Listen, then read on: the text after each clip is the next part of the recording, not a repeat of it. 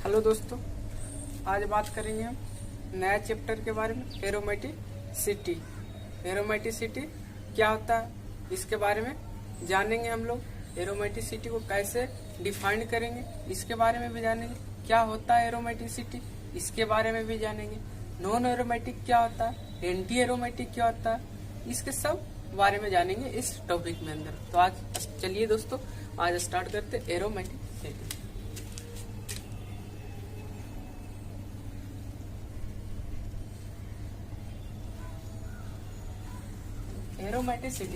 Aromaticity को तीन divide में बांटा गया। एक एरोमेटिक होता है, एक एंटी एरोमेटिक, दूसरा नॉन एरोमेटिक। ये तीन कैटेगरी में बांटा गया। इसी तीन कैटेगरी का हम लोग को पढ़ना है। पहला स्टार्ट करते, इसको तीन कैटेगरी में बांटा गया है। एरोमेटिक क्या होता है जानेंगे, एंटी एरोमेटिक क्या होता है,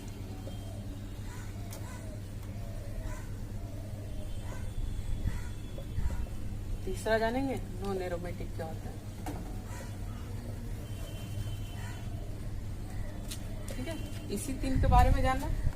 aromatic, anti aromatic, non aromatic क्या होता है। तो सबसे पहले हकल ने देखा था कि कोई भी मॉलिक्यूल एरोमेटिक क्यों हो रहा है और कोई भी मॉलिक्यूल एंटी एरोमेटिक क्यों हो रहा है। सबसे पहले हकल ने बताया था। तो हकल ने बोला था, क्या बोला था, हकल ने बोला था जिसमें साइक्लिक रेजोनेंस हो, साइक्लिक रेजोनेंस हो, जिसमें साइक्लिक रेजोनेंस हो रहा था। हकल ने देखा यह कि जिसमें साइक्लिक रेजोनेंस हो रहा वो मॉलिक्यूल, कोई मॉलिक्यूल एक्स्ट्रा स्टेबलाइज हो रहा था और कोई मॉलिक्यूल एक्स्ट्रा डीस्टेबलाइज हो रहा था। तो यहाँ से हकल ने बोला कि जो एक्स्ट्रा स्टेबलाइज मॉलिक्यूल हो रहा है उसको हम एरोमेटिक बोलेंगे और जो एक्स्ट्रा डीस्टेबलाइज हो रहा है उसको एंटी एरोमेटिक बोलेंगे। ठीक है, ये बोला था। तो जो ये साइक्लिक रेजोनेंस जिसमें होगा उसमें एक्स्ट्रा स्टेबलाइज होगा और जो एक्स्ट्रा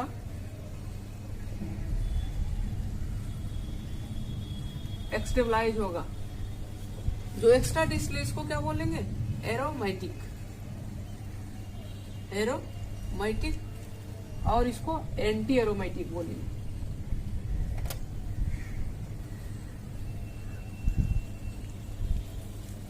और हकल ने यह भी देखा कि जो एक्स्ट्रा स्टेबलाइज हो रहा है उसमें 4n+2 पाई इलेक्ट्रॉन सिस्टम को फॉलो कर रहा है। तो इसमें क्या फॉलो करता है दोस्तों, 4n+2 पाई इलेक्ट्रॉन। चलो इसको नोट करो, आगे हम देखते हैं क्या इसको निकालते हैं।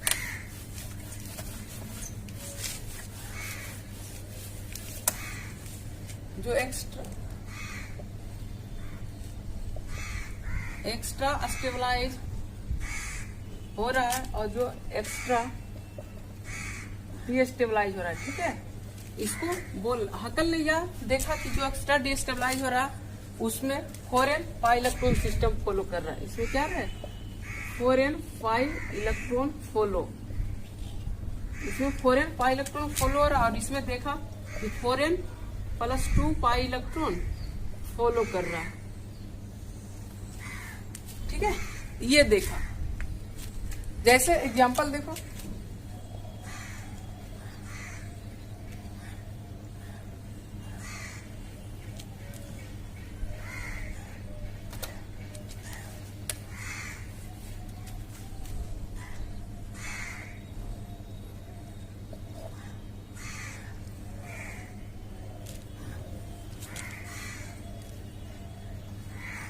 देखो यहाँ पर कितना पाई इलेक्ट्रॉन है, 2 पाई इलेक्ट्रॉन।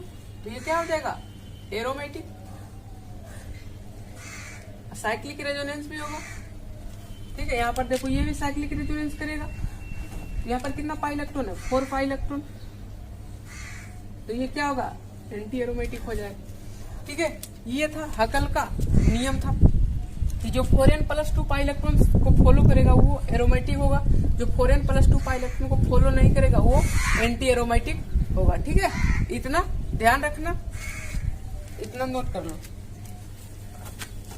और एक बात होता, तो ये क्या होगा, ये तो ये भी क्या फॉरेन पाई इलेक्ट्रॉन सिस्टम, ये भी है क्या फॉरेन पाई इलेक्ट्रॉन सिस्टम। लेकिन यहाँ पर क्या है, एक हाइड्रोजन इधर, एक हाइड्रोजन, ये पर क्या sp3, लेकिन इसमें क्या है साइक्लिक रेजोनेंस नहीं है, साइक्लिक रेजोनेंस नहीं है, जिसके कारण से इसको क्या बोलते हैं, नॉन एरोमेटिक, नॉन एरोमेटिक। अब ये हकल रूल कैसे पता चला कि जो एक्स्ट्रा स्टेबलाइज हो रहा है वो एरोमेटिक ही होगा, और जो एक्स्ट्रा डीएक्स्टेबलाइज हो रहा है वो नॉन एंटी एरोमेटिक ही होगा। तो इसके लिए एक हकल मोलिकुलर ऑर्बिटल डायग्राम आता है, उस हकल मोलिकुलर ऑर्बिटल डायग्राम से पता चलता है कि जो मोलिक्यूल एक्स्ट्रा स्टेबलाइज हो रहा है वो ज्यादा स्टेबल है, यानी इसकी उसका एरोमेटिक कैरेक्टर ज्यादा है as compare to extra destabilise. तो देखते हैं हकल मोलिकुलर ऑर्बिटल क्या है, उसको देखते हैं, इसको नोट कर लो। चलो देखते हैं हकल मोलिकुलर ऑर्बिटल क्या है।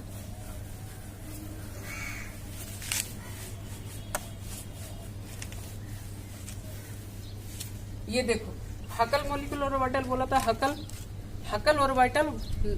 मोलिकुलर ऑर्बिटल से कैसे पता चलता कि जो एक्स्ट्रा स्टेबलाइज होगा वो एरोमेटिक होगा, जो एक्स्ट्रा डीस्टेबलाइज होगा वो एंटी एरोमेटिक होता। चलिए देखते हैं हकल मोलिकुलर ऑर्बिटल डायग्राम क्या होता है। देखो यहाँ पर कितना, इसमें 2p ऑर्बिटल है, 2p ऑर्बिटल का एक बीएमओ बनेगा, एक एंटी बीएमओ बनेगा। अब 3p ऑर्बिटल का देखते हैं, 3p ऑर्बिटल का डायग्राम देखते हैं कैसे। देखो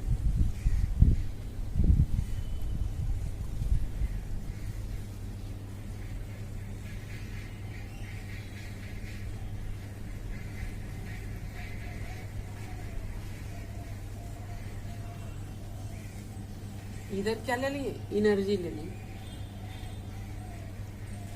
इधर बीएमओ ले लिए और इधर एबीएमओ। देखो इसमें कितना, जिसका एनर्जी सबसे कम रहेगा वो क्या होगा, बीएमओ बनाएगा। देखो बीएमओ बनाओगे, पॉजिटिव सारा सेम फेज कर दो, सारा क्या कर दो, सेम कर दो।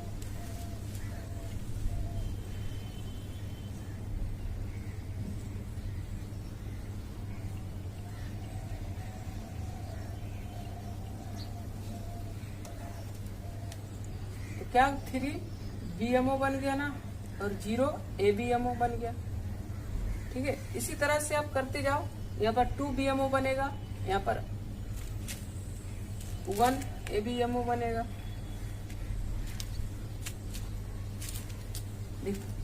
ये 2 बीएमओ बना, सॉरी यहाँ पर 2 बीएमओ 0 एबीएमओ। तो यहाँ पर क्या 1, ये पॉजिटिव नेगेटिव। देखो एक एंटी बॉन्डिंग मोलिकुलर ऑर्बिटल, एक बॉन्डिंग मोलिकुलर ऑर्बिटल बना। देखो यहाँ पर बॉन्डिंग मोलिकुलर ऑर्बिटल, यहाँ पर भी बॉन्डिंग मोलिकुलर ऑर्बिटल। तो यहाँ पर 2 बीएमओ 0 एबीएमओ, 0 एबीएमओ। यहाँ पर देखो एक एंटी बॉन्डिंग मोलिकुलर ऑर्बिटल, दोनों का फेज डिफरेंस है। तो एक एंटी बॉन्डिंग मोलिकुलर ऑर्बिटल, एक बीएमओ मोलिकुलर ऑर्बिटल, दोनों का सेम फेज है। अब यहाँ पर देखो घट रहा, यहाँ पर 0 बीएमओ हो जाएगा और 3 2 क्या हो जाएगा, एबीएमओ। देखो कैसे 2 बीएमओ, यहाँ पर नेगेटिव पॉजिटिव नेगेटिव। देखो यहाँ पर भी एंटी बॉन्डिंग मोलिकुलर, यहाँ पर भी एंटी बॉन्डिंग मोलिकुलर ऑर्बिटल। अब देखो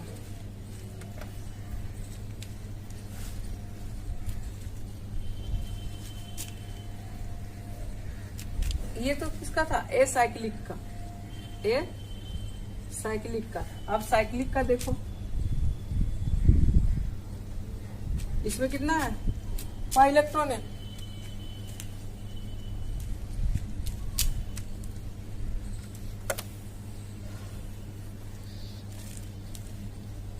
एक यहाँ बनेगा, एक यहाँ, एक यहाँ। ये क्या है, बीएमओ है। ये नॉन बॉन्डिंग मोलिकुलर ऑर्बिटल, क्यों, क्योंकि एक बीएमओ एक एबीएमओ है, तो दोनों कैंसिल आउट, तो एनबीएमओ बना लेगा। ये एबीएमओ, कितना इलेक्ट्रॉन है, 2 इलेक्ट्रॉन। 2 इलेक्ट्रॉन फिल हो जाएगा। ठीक है, ये है तुम्हारा हकल मॉलिक्यूलर ऑर्बिटल डायग्राम। इसी तरह साइक्लिक का बनाएंगे और इससे कंपेयर करेंगे तो साइक्लिक वाला का क्या होगा, नीचे आएगा होमो, ठीक है, बीएमओ मॉलिक्यूलर ऑर्बिटल नीचे आएगा, जिसके कारण से उसका एनर्जी कम होगा, तो एनर्जी कम होगा तो स्टेबिलिटी ज्यादा होगा। ठीक है, ध्यान रखना। चलो नोट करते हैं।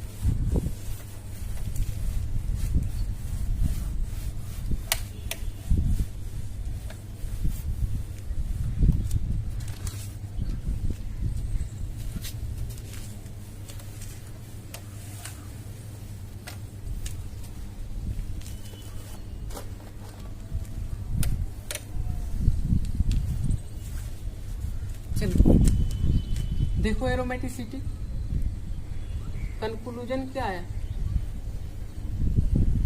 कोई भी एरोमेटिक कंपाउंड कब होगा और कोई भी कंपाउंड एंटी एरोमेटिक कब होगा,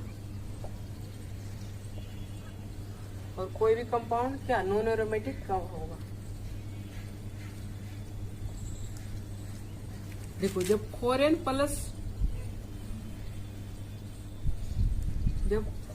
plus 2 pi electron system follow करेगा, ये 4n पाई इलेक्ट्रॉन ये कुछ ना करे, 4n तो करे लेकिन एक उसमें एक साइक्लिक नहीं, साइक्लिक रेजोनेंस नहीं हो, क्या साइक्लिक रेजोनेंस नहीं हो तो उसको क्या बोलेंगे, नॉन एरोमेटिक बोलेंगे। ठीक है, चलो क्वेश्चन देखो।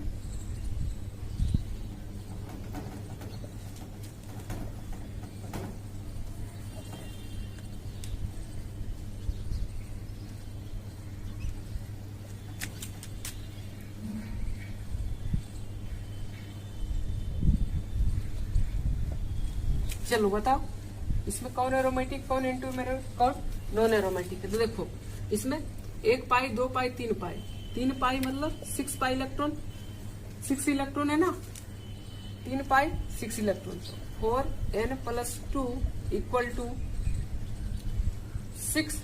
अगर n का वैल्यू क्या होल नंबर आ जाए, n क्या है होल नंबर, होल नंबर जो 0 1 2 3 डॉट डॉट डॉट होता है। अगर ये में से कुछ n का वैल्यू आ गया तो क्या करेंगे एरोमेटिक, तो n का वैल्यू कितना आ जाएगा 1 आएगा ना, ये क्या हो गया एरोमेटिक।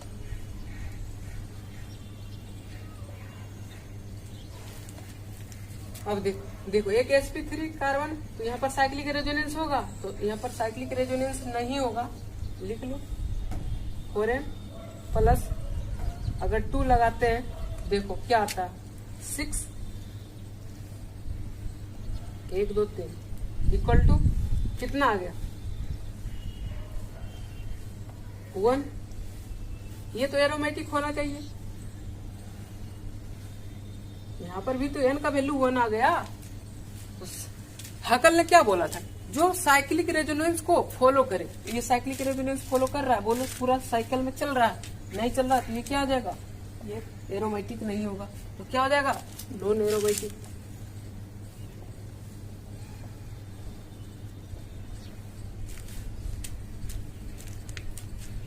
अब अगर अब तुम्हारा मन में नॉन एरोमेटिक कैसे लिख दिए सर, तो देखो अगर एंटी एरोमेटिक भी चेक करना है तो एंटी एरोमेटिक भी चेक कर लो, 4n इक्वल टू कितना हो जाएगा 6, n बराबर 6/4 बराबर 3/2। इलेक्ट्रॉन ये होल नंबर होना चाहिए, फ्रैक्शन में नहीं। देखो यहाँ पर भी चेक करो 4n प्लस 2 इक्वल टू कितना आ जाए 6, तो n बराबर 1। देखो ये साइक्लिक रेजोनेंस कर रहा, ये पॉजिटिव चार्ज यहाँ आएगा, ये यहाँ चलेगा, ये रेजोनेंस कर चल रहा, ये क्या आ जाएगा एरोमेटिक। ठीक है, ये एरोमेटिक था, इतना नोट कर लो। और क्वेश्चन देते हैं,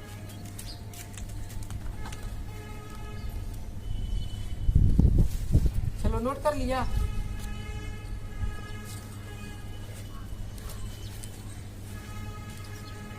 मिटाते हैं इसको।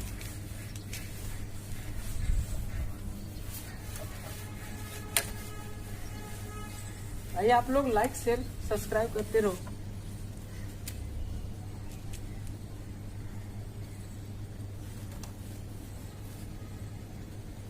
क्वेश्चन है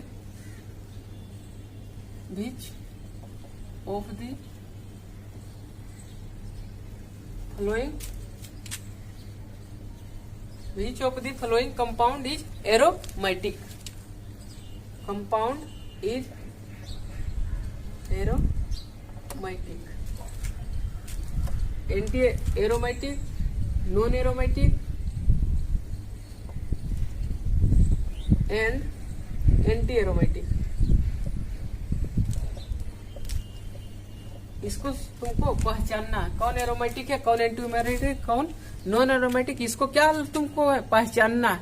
ठीक है, हम लिख रहे हैं कंपाउंड यहाँ पे।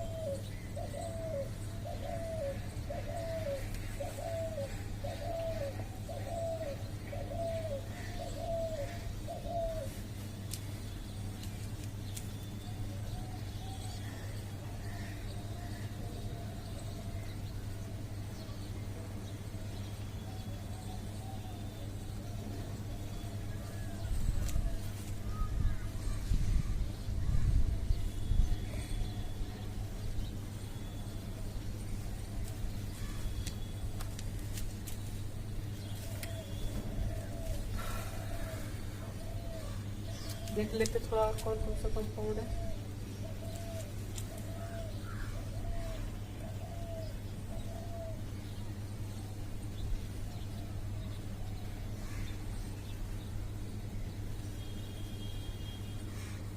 ये तुम्हारा कंपाउंड और कंपाउंड है, इतना पहले स्क्रीनशॉट इसका ले लो और सोल्व करना। ठीक है, चलो हम बता देते कौन कौन सा एरोमेटिक, कौन सा एंटी एरोमेटिक है।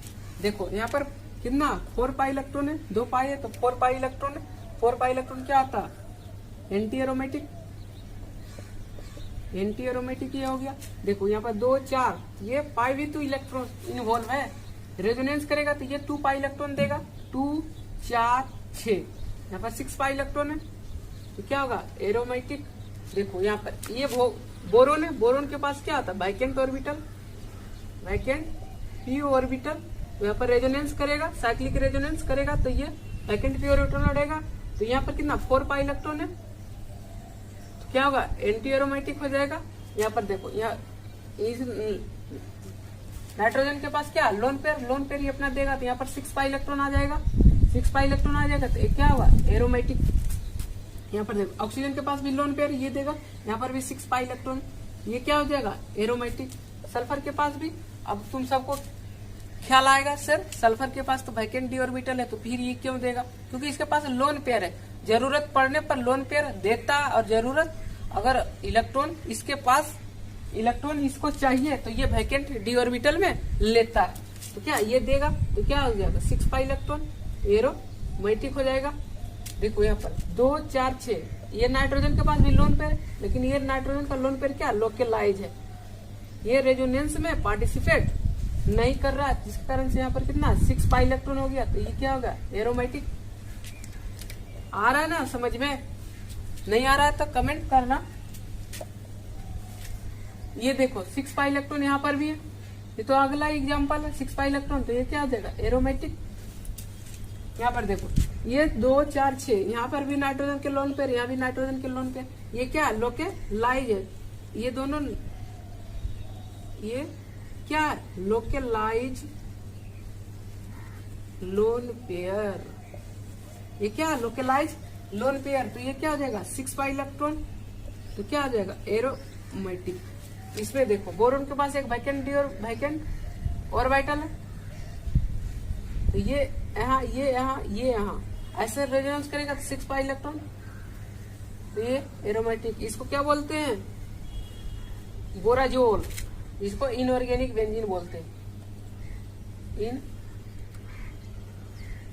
ऑर्गेनिक बेंजीन, ठीक है, इनऑर्गेनिक बेंजीन इसको बोलते हैं। यहाँ पर देखो 2 4 6 8 पाई इलेक्ट्रॉन है, तो 4 एन बराबर, तो एन 4 एन रूल को फॉलो कर रहा है, तो कितना हो जाएगा नॉन एंटी एरोमेटिक होगा ना, बोलो।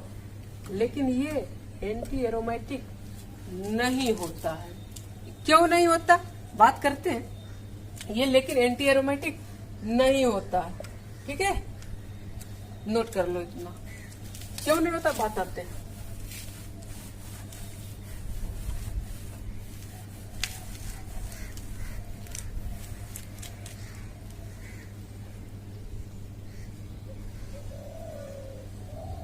ये क्या होता है एंटी एरोमेटिक, ये नहीं होता। क्यों नहीं होता, क्यों इसलिए नहीं होता कि इसका 7 मेंबर रिंग थोड़ा सा रिंग साइज बढ़ गया, जिसके कारण से इसका ये अपना क्या करता है शेप थोड़ा सा इस प्लेनर से क्या करता है डिस्टोर्टेड हो जाता है, प्लेनर ये मोलिक्यूल रहता है नहीं, जिसके कारण से रेजोनेंस नहीं होगा। तो एंटी एरोमेटिक कहाँ से साइक्लिक रेजोनेंस होगा ही नहीं, तो 4n रूल कहाँ से फॉलो करेगा, ठीक है, ध्यान रखना। तो ये क्या करता है, ये अपना थोड़ा सा प्लेन को डिस्टोर्टेड कर देता है, किस तरह से कर देता, ये देखो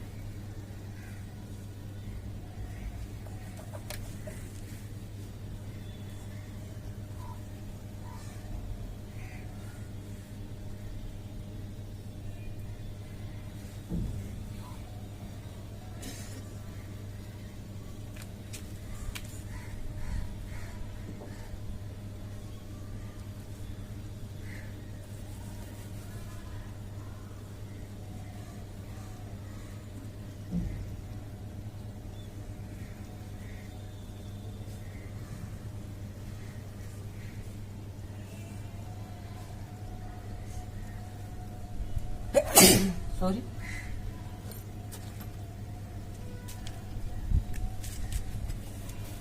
इसका ये प्लेन थोड़ा सा डिस्टोर्टेड हो,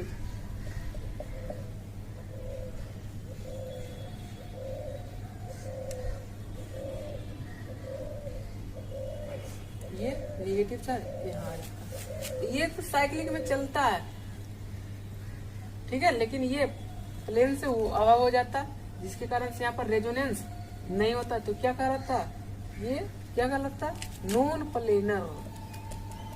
प्लेनर होने के कारण ये मॉलिक्यूल कैसा हो गया नॉन एरोमेटिक,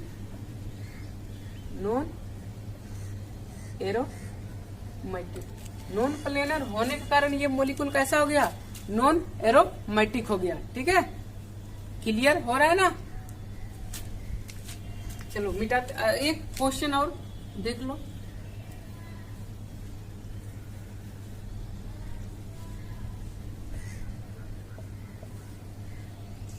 इसका बता दो ये एरोमेटिक है या एंटी एरोमेटिक है या नॉन एरोमेटिक है। आंसर क्या है, आंसर आ जाएगा कितना पाई इलेक्ट्रॉन है 8 पाई इलेक्ट्रॉन है, तो 8 पाई इलेक्ट्रॉन है क्या हो जाएगा non aromatic, anti aromatic, sorry anti aromatic, लेकिन एक्सपेरिमेंटली ये एंटी एरोमेटिक नहीं होता, ठीक है, इतना ध्यान रखना, ये एंटी एरोमेटिक नहीं है। देखो क्यों नहीं है, इसका एंटी एरोमेटिक हुई क्या होता है ये इसका साइज थोड़ा सा बड़ा हुआ तो ये अपने आप को रीअरेंज कर देता, अपना दूसरा शेप में चला जाता, ये इस शेप में रहता ही नहीं है। ठीक है, ये किस शेप में चला जाता है, देखो किस शेप में चला जाता है, ये इस शेप में चला आता है।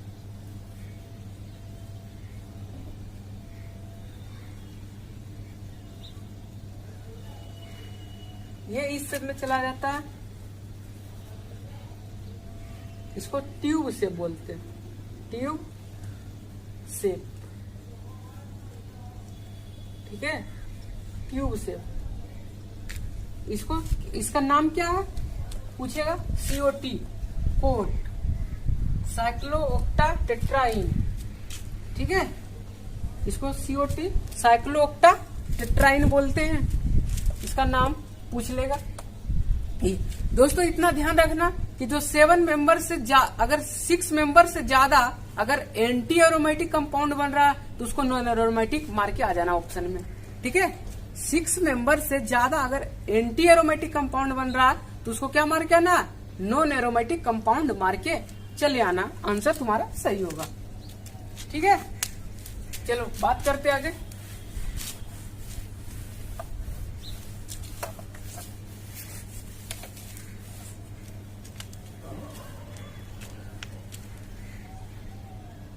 ये तुम्हारा साइक्लोओक्टाटेट्राइन था।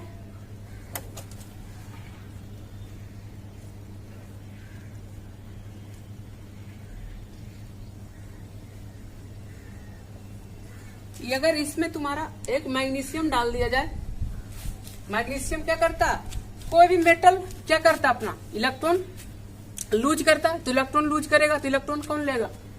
ठीक है, कुछ नहीं करना, ये मैग्नीशियम यहाँ पर है, इसको तोड़ना Mg2++2 इलेक्ट्रॉन, ये इसको और इस बॉन्ड को होमोलाइटिक क्लीवेज कर देना।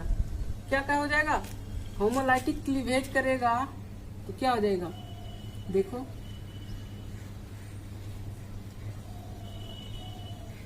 ये एक इलेक्ट्रॉन यहाँ, एक इलेक्ट्रॉन यहाँ। अब ये इलेक्ट्रॉन आएगा यहाँ पर अटैक कर देगा, और ये यहाँ पर भी 2 इलेक्ट्रॉन है ना, तो क्या कर जो बन जाएगा, देखो मॉडिफिकेशन कर देगा तो आंसर क्या आएगा,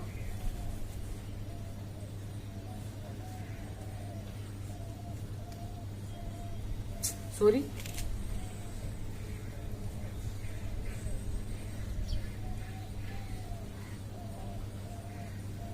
यहाँ पर भी निगेटिव, एक तो पहले से इलेक्ट्रॉन था, दूसरा निगेटिव चार्ज आएगा, दूसरा इलेक्ट्रॉन लेगा तो अब देखो पाई इलेक्ट्रॉन काउंट करो, ये यहाँ से यहाँ, यहाँ से यहाँ, यहाँ से यहाँ, ये कितना पाई इलेक्ट्रॉन हो जाएगा, देखो 2 पाई इलेक्ट्रॉन इसका, 2 पाई इलेक्ट्रॉन इसका, 4 पाई इलेक्ट्रॉन, 2 पाई इलेक्ट्रॉन इसका, 6, 2 इसका, कितना हो गया 8, 2, 10, 4n+2 = 10 पाई इलेक्ट्रॉन, 4n = कितना हो गया 10 - 2, n = 2, n = 2, या क्या ये 4n+2 pi electron system follow कर रहा है। अगर n का वैल्यू इंटीजर आ रहा है ना, होल इंटीजर, तो क्या ये 4n+2 पाई इलेक्ट्रॉन को सिस्टम को फॉलो कर रहा है। फॉलो जब कर रहा है तो कौन सा हो जाएगा, एरोमेटिक, एरोमेटिक। दोस्तों इतना अगर ध्यान रखना कि अगर कोई भी कंपाउंड में मेटल डाल रहा है तो मेटल का काम क्या होता है, सिर्फ इलेक्ट्रॉन को लूज करना। जब किसी नॉन एरोमेटिक कंपाउंड में डालेगा मेटल तो उसको क्या 2 इलेक्ट्रॉन प्रोवाइड कर देता है, 2 पाई इलेक्ट्रॉन का क्या करता है, प्रोवाइड करा देता है, जिसके कारण से वो मॉलिक्यूल क्या होता है, एरोमेटिक बन जाता है। ठीक है,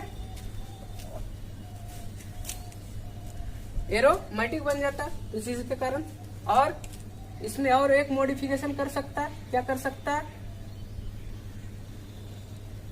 यहाँ पर ये पॉजिटिव चार्ज और ये पॉजिटिव चार्ज।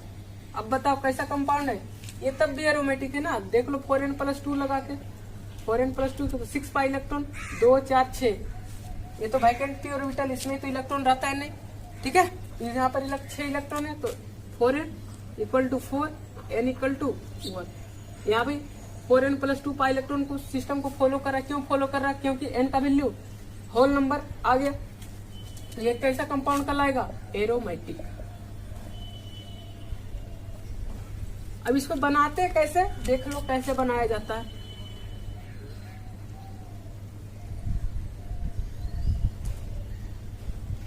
यहाँ पर Cl रहेगा, यहाँ पर Cl रहेगा, साथ में क्या दे देगा, PCl5।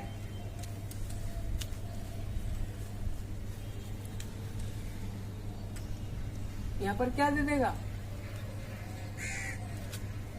AgNO3 दे देगा। क्या कर देता, AgNO3 हाइड्रोजन फैमिली का ऑब्जर्वर होता है, तो इसको खींच लेगा तो क्या बना देगा, देखो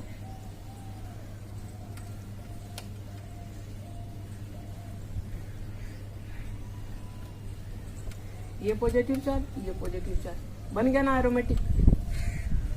ये मॉडिफिकेशन करके तुम्हारा पूछ सकता है, ठीक है, ये नोट करो। और अभी एरोमेटिसिटी में चलते हैं आगे।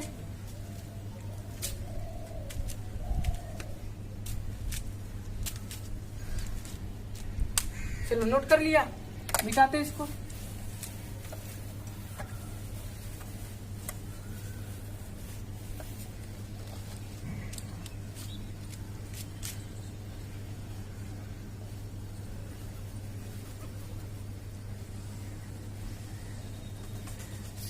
Cl यहाँ पर SbCl5 भी दे सकता है, AgNO3 भी दे सकता है, तो क्या बना लेगा, डबल कैटायन बना लेगा, ठीक है। क्या हो जाएगा, एरोमेटिक। ये ठीक है, ये एरोमेटिसिटी का खत्म हुआ। अगला टॉपिक में मूव करेंगे, अगले वीडियो में बात करेंगे क्वासी एरोमेटिक क्या होता है। क्वासी एरोमेटिक, क्वासी एरोमेटिक का जानेंगे क्या होता है। Why quasi aromatic is, why quasi aromatic polar form is more stable than non polar. ये इसका बात भी करेंगे क्यों होता है भाई ऐसा। जनरली हम तो जानते हैं कि नॉन पोलर मॉलिक्यूल क्या होता है, स्टेबल होता है as compare to polar molecule, लेकिन यहाँ पर क्या होता है, पोलर फॉर्म ही more stable than non polar होता है। फिर देखेंगे सिस ट्रांस कौन सा क्वासी एरोमेटिक सिस ट्रांस दिखाता है, कौन सा है क्वासी एरोमेटिक, सिस ट्रांस नहीं दिखाता। यहाँ पर रोटेशन बैरियर की बात करेंगे, रोटेशन बैरियर की बात करेंगे, ये सब अगला वीडियो में बात करेंगे। बस आज के लिए इतना है।